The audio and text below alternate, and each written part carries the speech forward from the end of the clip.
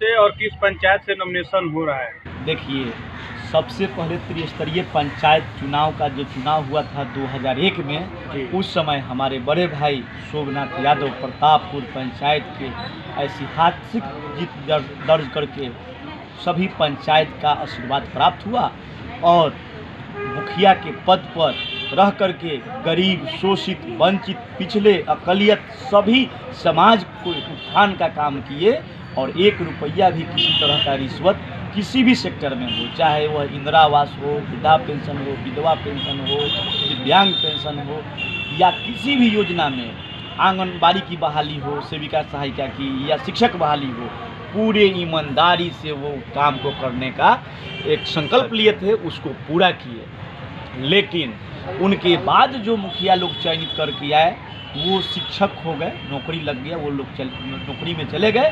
उसके बाद हम लोग राजनीति से अपने बिजनेस, व्यवसाय, खेती बाड़ी में लग गए। राजनीति से दिलचस्पी घटा, क्योंकि हमको छोड़कर हमारे घर में कोई बेरोजगार नहीं है। तो 15 सालों की त्रासदी में हम ये महसूस किए कि जो भी हमारे अपने लोग थे उनको टारगेट करके, चिन्हित कर करके प्रताड़ित किया गया, उनका शोषण किया गया। और हमारे पंचायत में मनरेगा की स्थिति, मुखिया जी से जो जब वोट मांगने जा रही हैं मुखिया जी, तो वो तो कारपोरेट दलाल के माध्यम से पंचायत को चलाने का काम किए हैं, लूटने का काम किए हैं। उनको पता नहीं है कि मनरेगा मजदूर का हक की हकमारी हमारे दलाल हमारे नाम से कितना राशि कर गए गबन। जल नल की स्थिति वही है। इंदिरा आवास मैं आरटीआई के तहत मांग करूंगा आने वाले दिनों में, और बीडीओ साहब को लिखित आवेदन दिया हूं, जिसका 2 मंजिला मकान है उसको भी इंदिरा आवास आशा देवी के अनुशंसा पर, रिकमेंडेशन पर वो बनने का काम हुआ है। और वहीं झुग्गी झोपड़ी वाले लोग आज भी तिल तिल मर रहे हैं, उनके सर पे छत नहीं है। वैसे करप्शन, भ्रष्ट, वे अपने एजेंट कारपोरेट के माध्यम से पैसा उगाही करने के लिए ये मुखिया एक बहुत बड़ा उनका माध्यम है, जन सेवा का माध्यम नहीं है। सिर्फ कर्मठ, जुझारू, समाजसेवी सिर्फ चुनावी एजेंडा तक ही सिमट करके रह जाती है। इस सब से ग्रामीण जनता ऊब करके सभी लोग से जब हम राय लिए तो वो लोग कहे कि नहीं भाई, 4 साल आपके भाई मुखिया थे बनाम 15 साल में पंचायत बर्बाद हो चुका है। दलाल, भ्रष्ट लोगों के हाथों में सत्ता देना अब कतई बर्दाश्त नहीं होगा। इसलिए आप जनता के मसीहा हैं। 12 बजे रात या 12 बजे दिन, जब भी जनता की ज़रूरत होती है, जन सरोकार की बात होती है, सामाजिक मुद्दा होता है, कमलेश राय वहाँ एक चौकीदार, एक सेवक की भांति खड़ा मिलता है। हम हर सुख दुख में लोगों का साथ निभाते हैं, लोगों की मान सम्मान, स्वाभिमान की रक्षा करते हैं और जनता का सेवक के रूप में सेवा करने का जो संकल्प हम लिए हैं, उस वीरा को जब तक हमारे शरीर में प्राण रहेगा तब तक हमारी लड़ाई पंचायत के किसी प्रतिनिधि से नहीं है।